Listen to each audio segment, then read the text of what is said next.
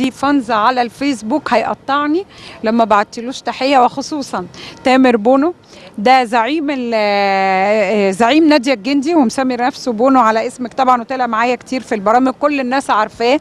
بجد ليه كان ليه دور جميل جدا على الفيسبوك مع وجود المسلسل والدعايه الحلوه للمسلسل والحاجات الصحافه كلها اللي كانت بتنزل، كان مخلينا نتابعها اول باول.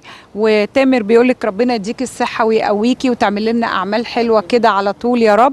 والفانز بتاعك، وعندك عبد السلام من تونس، وعندك ناس انت عارفاهم بكلمكم، بحبكم كلكم، والله انا عايشه بس عشان اسعدكم على قد ما اقدر، ببذل كل جهدي وبتعب عشان اسعدكم، وعايشه بحبكم وعايشه بتشجيعكم، ويا رب يا رب ما يحرمني منكم ابدا ابدا على طول، ولا يحرمني منك يا فوسي. انا من الفانز بتوعك، وعايزاكي كمان تعملي حفله، لان انت وعدتيهم كنت هتعملي حفله للمسلسل، وكانوا كلهم عم مجهزين لك تورتايه، وكانوا هينزلوا يعملوا لك مفاجاه، فانت ما عملتيش. لازم بقى تعملي احتفاليه. رمضان بقى دخل رمضان، بس احنا خلصنا رمضان، تعملي بقى ايه؟ تعملي عصفورين بحجر، حفله الجائزه من لبنان مع تكريم مع النجاح المسلسل، مع عرضه الثاني على القنوات.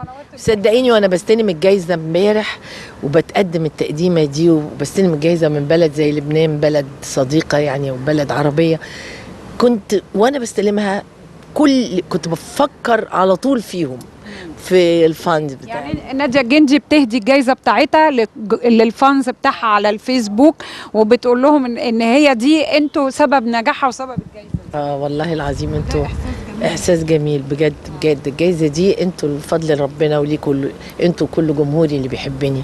الجو بدأ يحلو اهو، بقى نروح نعمل شوبينج.